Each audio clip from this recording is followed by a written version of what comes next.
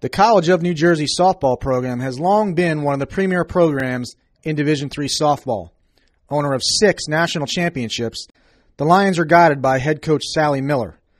To learn more about Tcnj softball, here is Coach Miller. Tcnj is a highly regarded academic state school, and we're more of like an Ivy League little school than not. I recruit a lot of kids that are looking at Ivies.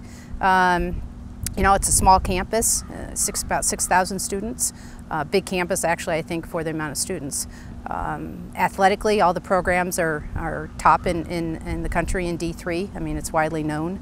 Softball-wise, we're a very competitive program, and we look for student athletes who academically want to be challenged, athletically want to be challenged, and kind of in the whole spectrum, be challenged in their life here. It's a tough schedule. I mean, we go down to Florida and the games count, and this is something I make clear to the first years because they're so used to going down south to scrimmage.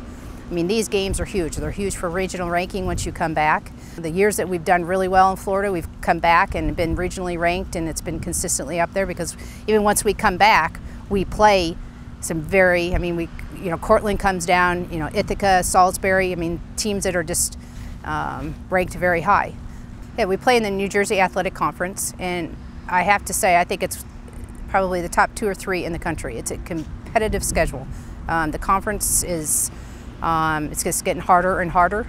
The goal every year is to win the conference. We have academic goals of being the top team on the campus year in and year out to have the highest GPA. And softball-wise, the conference tournament, making it to regionals and national championship. I go out probably every weekend in the summer and in the fall and sit and get the booklets and look for kids that academically I know could possibly get in here and be attracted to a higher academic institution.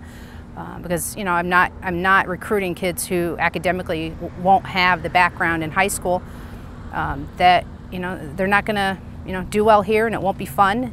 It won't be what college should be. So I'm not recruiting those kids. So then I find them and send emails and talk to their coaches and just kind of see what they think they're looking for in a school and try to get them to this campus. Because I believe once you get kids to this campus, it sells itself. Well, I think when first years come in, like this past year, we scrimmaged a lot, self-scrimmages as a team, and I didn't teach at all. And because I want them just to come in and play, because I think you can definitely overteach, and I want to see what they're doing off our pitching, what they're doing off balls that are hit to them, and see obviously I recruited them and something shined, or I wouldn't have recruited them. But for the most part, it's definitely, we're not robots here, and I don't teach just one thing. I think the game is a lot different. It's definitely more fast-paced, and I say this to recruits all the time, but I have a hard time explaining it. It's just different. It's a faster game. It's definitely more thinking. You've really got to have good awareness in this program. I guess I'm talking my expectations. The game awareness has got to be there. I give a lot of freedom on the base pass, defensively, sometimes with the pitchers and catchers. I would like to give actually more freedom, but I think that's the difference. I definitely don't want to be the coach that dictates everything they do. They have got to respond given the situation from pitch to pitch. The kids that end up, really coming here and being happy are kids that challenge themselves. When I can't be with them, I'm not so worried. I'd like to, there's 10 weeks that I would love to do some individual work with them, but in the same time, they're working out on their own, and they're asking the weight strength coach to come in another night or another day and work with them individually.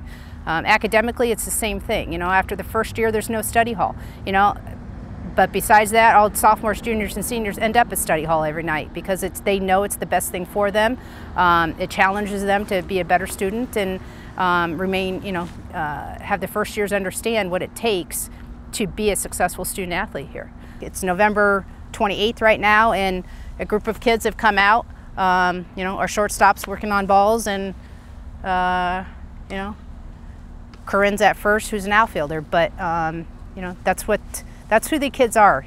Academically and athletically, they have the same mindset in the classroom and on the field. And that is why I enjoy coaching here. I enjoy the type of student athlete that is attracted to this program.